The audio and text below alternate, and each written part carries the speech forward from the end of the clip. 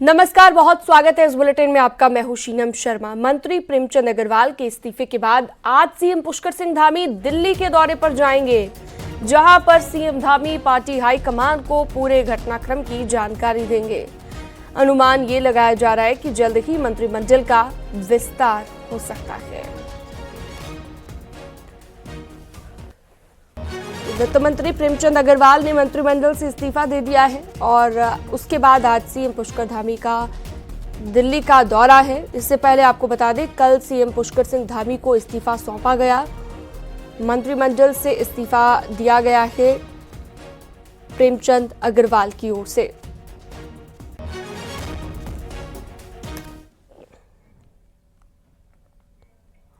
तो प्रेमचंद अग्रवाल ने सीएम पुष्कर सिंह धामी को इस्तीफा सौंपा। इस्तीफा देने से पहले प्रेमचंद अग्रवाल ने प्रेस कॉन्फ्रेंस भी की और आपको ये भी बता दें कि बजट सत्र के दौरान प्रेमचंद अग्रवाल ने देहरादून विधानसभा में पहाड़ के लोगों को लेकर एक विवादित बयान दिया था, जिसके बाद सदन में भारी हंगामा हुआ। इसके साथ ही पूरे प्रदेश में भी प्रेमचंद का लोगों ने भारी विरोध किया। हालांकि प्रेमचंद ने विरोध के बाद अपने बयान पर खेद भी जताया था, लेकिन उसके बाद लोगों को गुस्सा शांत लोगों का नहीं हुआ। आखिरकार रविवार को प्रेमचंद अग्रवाल को मंत्रिमंडल से इस्तीफा दे दिया है।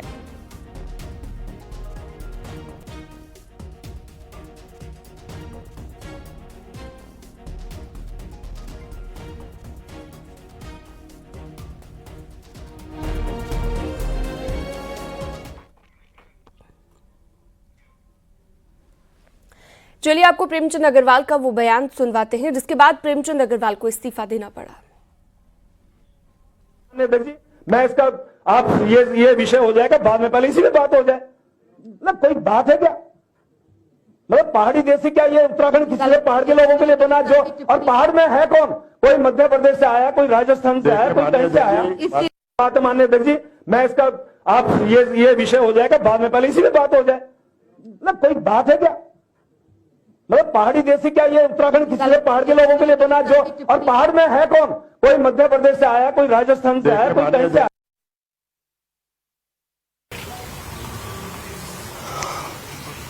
मैं इस प्रदेश को आगे बढ़ाने में मेरे से जो योगदान जो मेरा हो सकता है मैं देने को तैयार हूं, और इसलिए आज मैंने निर्णय लिया है मैं अपने पद से त्याग पत्र देने माननीय मुख्यमंत्री जी के पास। बहुत बहुत धन्यवाद। चमोली में बद्रीनाथ विधानसभा से कांग्रेस विधायक लखपत सिंह ने मंत्री प्रेमचंद अग्रवाल के इस्तीफे के बाद अपनी प्रतिक्रिया दी है। उन्होंने कहा कि ये केवल उत्तराखंड का नहीं बल्कि चारों धाम और देवभूमि का अपमान था। पहाड़ वासियों को अपशब्द कहना दुर्भाग्य है। उन्होंने कहा कि इस्तीफा देने में मंत्री प्रेमचंद अग्रवाल ने देरी की है और इससे सरकार की भी फजीहत हुई है। विधानसभा के अंदर जो माननीय मंत्री जी ने पहाड़ के लोगों को जो अपशब्द कहा था, वो शब्द केवल पहाड़ के व्यक्तियों के लिए नहीं, ये चार धाम का अपमान था, ये देव संस्कृति का अपमान था। उस अपमान को लेकर के तमाम जनमानस में पूर्व फौजी से लेकर बुद्धिजीवियों से लेकर मीडिया के वर्ग ने जो समर्थन दिया, उसके लिए मैं बहुत बहुत धन्यवाद देना चाहता हूं। और मैं ये ज़रूर कह सकता हूं कि सरकार ने इस मामले में जो इतनी देर की है, मंत्री जी का इस्तीफा लेने में जो इतनी देर की है, वो कहीं ना कहीं सरकार की मंशा पे प्रश्न चिन्ह खड़े होते हैं। वहीं बीजेपी का ये कहना है कि प्रेमचंद अग्रवाल ने बड़ा दिल दिखाते हुए मंत्रिमंडल से इस्तीफा दिया है और उनका ये फैसला बिल्कुल ठीक है। जिस तरह से माहौल बन गया था, तो उन्होंने उस माहौल को संभालने का प्रयास किया है और एक सही कदम उन्होंने उठाया और समय से उठाया है। इस बात के लिए मैं उनको बधाई भी देता हूं कि उन्होंने अपनी जिम्मेदारी को समझते हुए और अपना इस्तीफा दिया है, बड़ा मन किया है। और मैं समझता हूं जिस प्रकार की चर्चाएं पूरे प्रदेश में चल रही थी और उन पर विराम लग जाना चाहिए और प्रदेश को विकास को आगे बढ़ना चाहिए।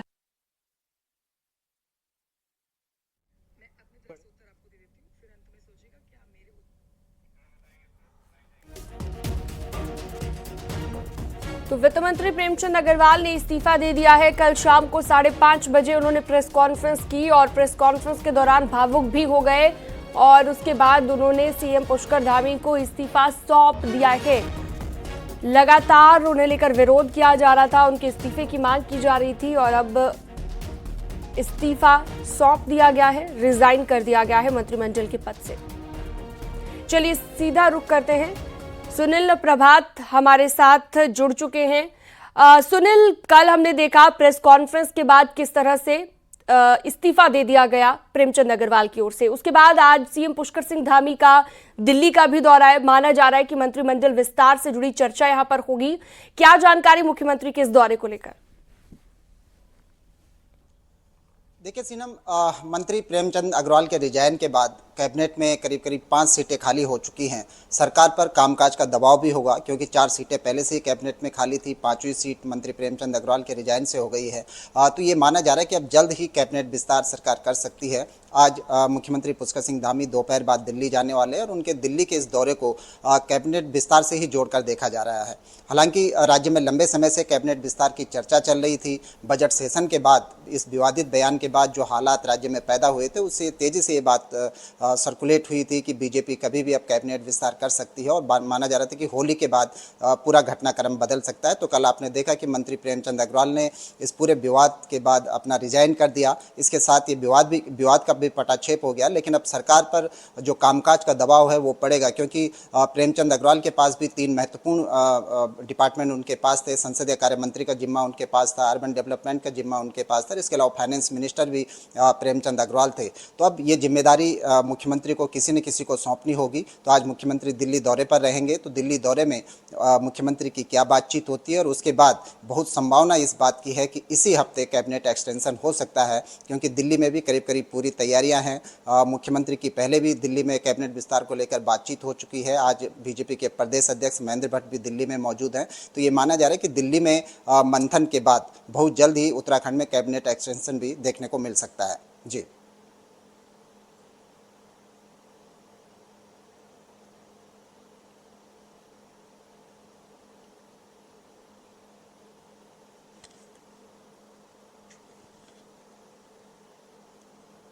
दे दिया सदन में, जिसके बाद से ही लगातार विरोध हो रहा था। जब उन्होंने इस्तीफा सौंपा उस वक्त क्या कुछ कहा गया उनकी तरफ से? सीएम पुष्कर सिंह धामी को जब इस्तीफा उन्होंने सौंपा, देखिए सीनम, कल का पूरा घटनाक्रम आपने देखा कि 5:30 बजे जब वित्त मंत्री ने अचानक से प्रेस कॉन्फ्रेंस अपने आवास पर बुलाई तो इसके बाद ये अटकलें प्रबल हो गई थी कि आज प्रेमचंद अग्रवाल अपना रिजाइन दे सकते हैं। रिजाइन से पहले भी उन्होंने जो बातचीत कही वो आपने सुना, हमारे दर्शकों ने सुनी कि उन्होंने पूरा अपना योगदान बताया कि उन्होंने किस तरह से उत्तराखंड में, चाहे वो उत्तराखंड राज्य आंदोलन की बात रही हो, चाहे तमाम चीज़ें रही हो, तो उन्होंने कहा था कि ये जो भेदभाव हुआ इससे वो बेहद आहत है और इसके परिणाम स्वरूप वो अपना रिजाइन देने जा रहे हैं। उसके बाद वो मुख्यमंत्री के पास गए जहां उन्होंने अपना रिजाइन मुख्यमंत्री को सौंपा। हालांकि इससे पहले भी कल सुबह प्रेमचंद अग्रवाल मुख्यमंत्री से मिले थे, वहां भी मुख्यमंत्री से उनकी बातचीत हुई थी और उसके बाद ही इस पूरे घटनाक्रम बदला कि वो उसके बाद रामपुर तिराहा गए जहां उन्होंने शहीद स्मारक पर श्रद्धांजलि दी और उसके बाद जब वो वापस देहरादून लौटे तो उन्होंने अपना रिजाइन दे दिया। ये अपेक्षित भी था क्योंकि राज्य में जिस तरह से माहौल यहाँ पर बन रहा था उसको देखते हुए बीजेपी कहीं ना कहीं बैकफुट पर थी। बीजेपी को अंदेशा था कि माहौल उसके खिलाफ और भी बन सकता है। डैमेज कंट्रोल की कोशिशें भी की गई लेकिन वो कोशिशें भी परवान नहीं चढ़ी। अंततः मंत्री प्रेमचंद अग्रवाल के रिजाइन के बाद ये पूरा घटनाक्रम बदला है।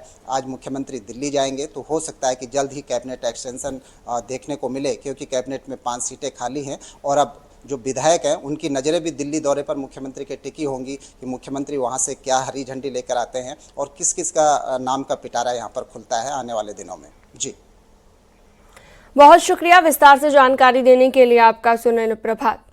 तो उत्तराखंड के वित्त मंत्री प्रेमचंद अग्रवाल ने भले ही मंत्रिमंडल से इस्तीफा दे दिया हो लेकिन कांग्रेस अभी भी हमलावर है। कांग्रेस का कहना है कि इस पूरे मामले में बीजेपी के प्रदेश अध्यक्ष महेंद्र भट्ट ने प्रेमचंद अग्रवाल का समर्थन किया है, इसलिए महेंद्र भट्ट को भी प्रदेश की जनता से माफी मांगनी चाहिए और जब तक महेंद्र भट्ट माफी नहीं मांगते तब तक आंदोलन जारी रहेगा।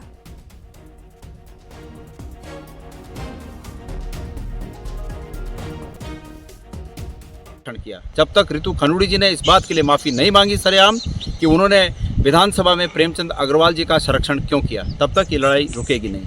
और जब तक भारतीय जनता पार्टी के अध्यक्ष महेंद्र भट्ट जी ने इस बात के लिए माफी नहीं मांगी कि उन्होंने उत्तराखंड की जनता को क्यों धमकाया इस प्रकरण में, तब तक आपने गलत बात कही और उसका नतीजा ये हुआ कि पूरे उत्तराखंड में आग लग गई और उत्तराखंड के लोग नाराज हो गए, सड़कों पर उतर गए।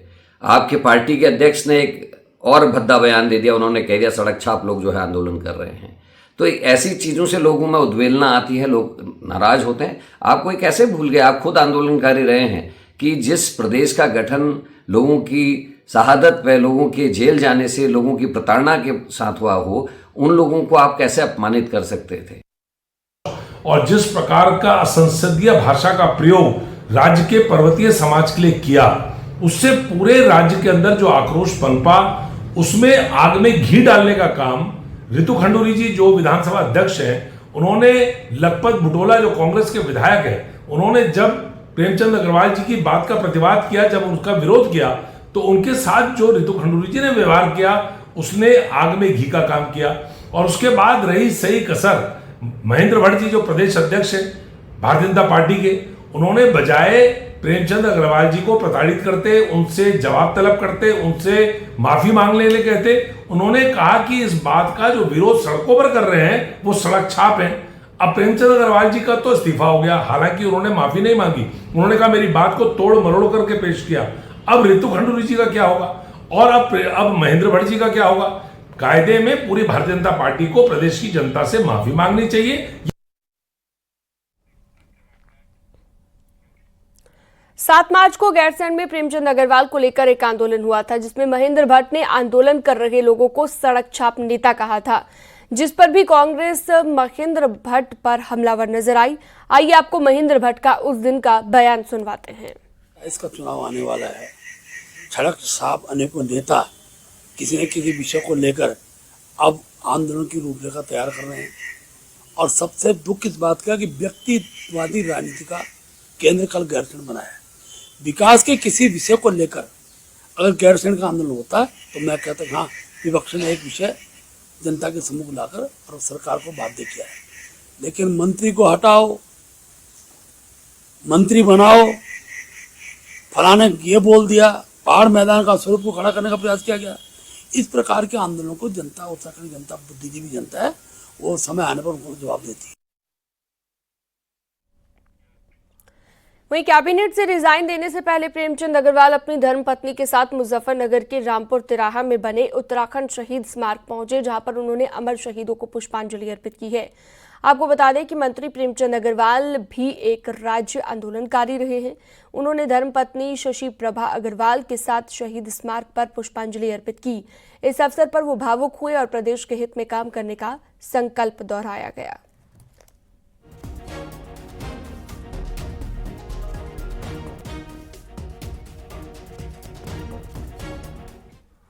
प्रेमचंद अग्रवाल के मंत्री पद से इस्तीफा देने के बाद कांग्रेसियों ने ऋषिकेश में देर शाम आतिशबाजी के साथ खुशियां मनाई। आपको ये भी बता दें कि कल मंत्री पद से प्रेमचंद अग्रवाल ने इस्तीफा दे दिया है। इस पर कांग्रेसी जश्न मना रहे हैं।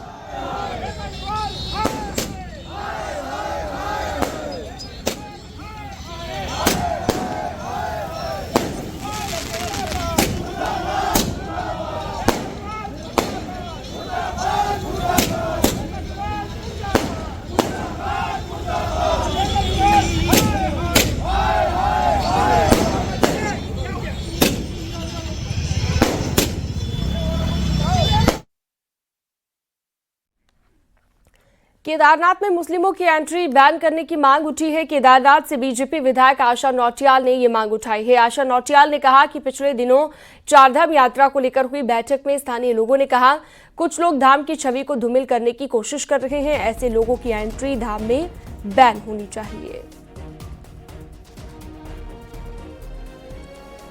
तो केदारनाथ यात्रा प्रबंधन की बैठक में मांग उठाई गई है। बीजेपी विधायक आशा नौटियाल का ये बयान सामने आया है।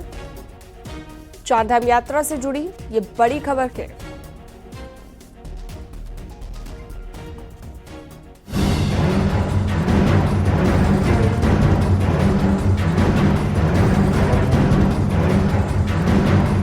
पिछले कुछ सालों में केदारनाथ धाम में रील बनाने से लेकर अश्लील कपड़े पहनकर प्रवेश पर रोक की मांग उठी, लेकिन अब केदारनाथ से बीजेपी विधायक आशा नौटियाल ने मुस्लिम लोगों की केदार धाम में एंट्री बैन करने की मांग की है। आशा नौटियाल ने कहा कि पिछले दिनों हुई केदार यात्रा को लेकर बैठक में क्षेत्रीय लोगों ने शिकायत की थी कि गैर हिंदू लोग मांस और शराब को धाम में पहुंचा रहे हैं, जिसकी वजह से धाम की छवि खराब हो रही है। ऐसे में गैर हिंदुओं की एंट्री सीधे तौर पर रोकना जरूरी है। कुछ स्थानीय लोगों ने ही ये बात भी उठाई कि वहाँ पे कुछ गैर हिंदू आकर के कुछ ऐसी हरकतें करते हैं जिससे हमारा धाम बदनाम होता है। तो जरूर मैंने ये बात उठाई है कि इस तरह की हरकतें जो भी कर रहा है उस पर प्रतिबंध लगना चाहिए। हमारे केदारनाथ धाम को किसी तरह से भी कोई भी यदि इस तरह से बदनाम कर रहा है तो उसको वहाँ पर प्रतिबंधित होना चाहिए।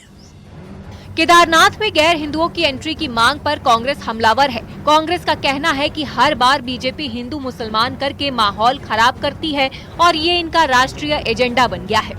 कांग्रेस ने बीजेपी से पूछा है कि क्या वो सारा अली खान की एंट्री केदारनाथ में बैन कर सकती है। सारा अली खान को रोक दोगे आप, जो हर साल आती है चारधाम यात्रा में? केदारनाथ के मंदिर में बहुत सारे लोग हैं जो गैर हिंदू हैं और आते हैं। कभी ऐसी परंपरा नहीं रही, लेकिन इनको इससे कोई मतलब नहीं है। इनको धर्म के नाम पर धार्मिकता नहीं चाहिए, इनको धर्म के नाम पर आध्यात्मिकता नहीं चाहिए, इनको धर्म के नाम पर नफरत चाहिए, जिससे कि इनका एजेंडा चलता रहे। गैर हिंदू की एंट्री पर रोक का मुद्दा तूल पकड़ता जा रहा है। ऐसे में आने वाले दिनों पर इस पर सियासत भी तेज होने वाली है। न्यूज़ 18 के लिए देहरादून से भारती सकलानी उनियाल की रिपोर्ट।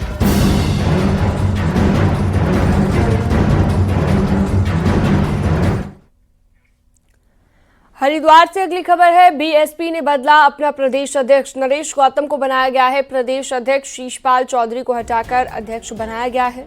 पहले भी प्रदेश अध्यक्ष रह चुके हैं नरेश गौतम।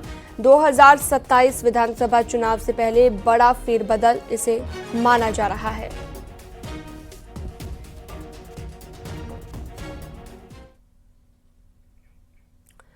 हरिद्वार से बड़ी खबर आ रही है, जहां पर देर रात जट बहादुरपुर गांव में पुरानी रंजिश के चलते दो पक्षों में झड़प हो गई। इस दौरान हुई फायरिंग में एक युवक की मौत हो गई, जबकि एक घायल हो गया, जिसे इलाज के लिए अस्पताल में भर्ती कराया गया। वहीं सूचना के बाद पहुंची पुलिस आरोपियों की तलाश में जुटी है और गांव में पीएससी को तैनात किया गया है।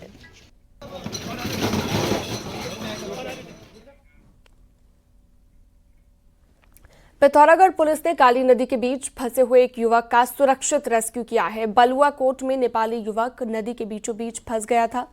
सूचना के बाद पुलिस की टीम मौके पर पहुंची, आपदा उपकरणों के साथ मौके पर पहुंची।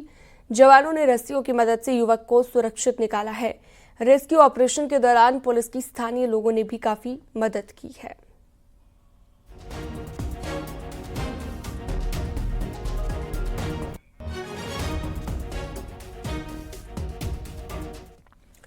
पिथौरागढ़ के ऊंचाई वाले इलाकों में एक बार फिर से भारी बर्फबारी हुई है। गुंजी में बीते रोज से रुक रुक कर बर्फबारी हो रही है। कई इलाकों में यहां पर 2 फीट से ज्यादा बर्फबारी हो चुकी है। गुंजी और आसपास के इलाकों में बर्फबारी होने से चाइना बॉर्डर को जोड़ने वाली लिपुलेख रोड पर आवाजाही पूरी तरह बंद है। यहां पर ब्यास घाटी के अलावा दारमा और मिलम घाटी में भी जमकर बर्फबारी हुई है।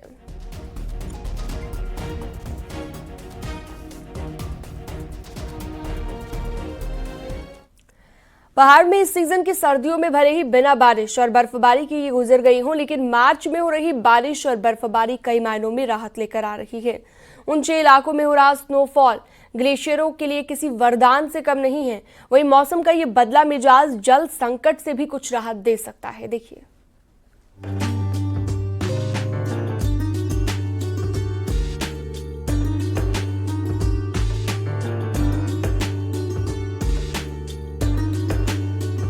पहाड़ों इस बार की सर्दी बिना बारिश और बर्फबारी के ही गुजर गई।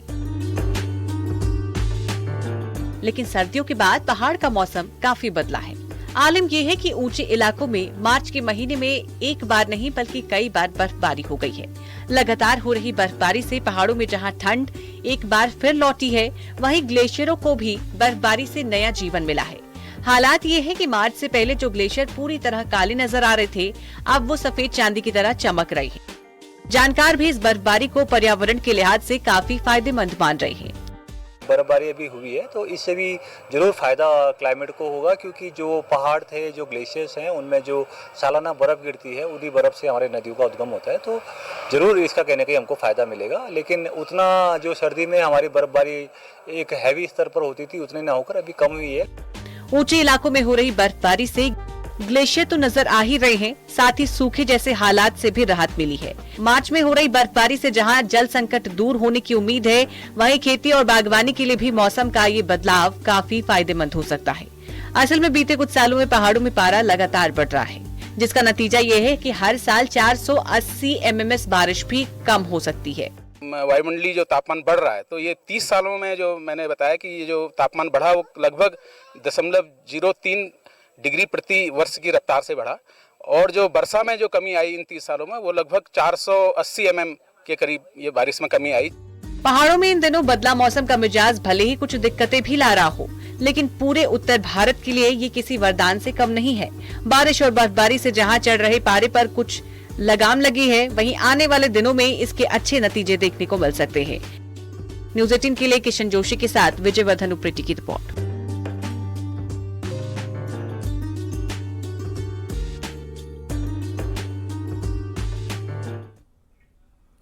बागेश्वर में रविवार को बारिश हुई, इसके साथ ही कई जगहों पर ओले भी गिरे हैं। काफली, गैर समेत दूसरे ऊंचाई वाले इलाकों में भारी ओले गिरे हैं। वहीं ओले गिरने से गेहूं, जौ और सब्जियों की फसलों को काफी नुकसान हुआ है। मौसम विभाग के अनुसार अगले कुछ दिनों तक मौसम इसी तरह बना रह सकता है।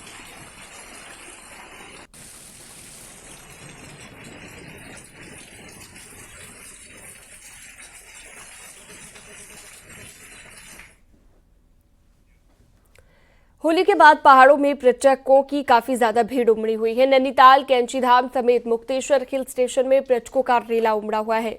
सैलानियों की बड़ी भीड़ के बाद नैनीताल, कैंचीधाम में जाम से पर्यटकों को भारी परेशानी हुई। ज्यादा सैलानी आने से ट्रैफिक मैनेजमेंट एक बार फिर से फेल साबित हुआ है। वहीं कई पर्यटकों ने पार्किंग को लेकर भी शिकायत की है। आपको बता दें कि होली के दौरान लंबा वीकेंड मिला, जिससे पर्यटन कारोबारी तो बेहतर कर रहा है, लेकिन पर्यटकों को समस्याओं का सामना करना पड़ रहा है। तो होली की छुट्टी में पर्यटक नैनीताल घूमने के लिए जा रहे हैं। कैंचीधाम के पास लंबा जाम लगा हुआ देखा गया और इसकी वजह से टूरिस्ट काफी परेशान भी हो रहे हैं।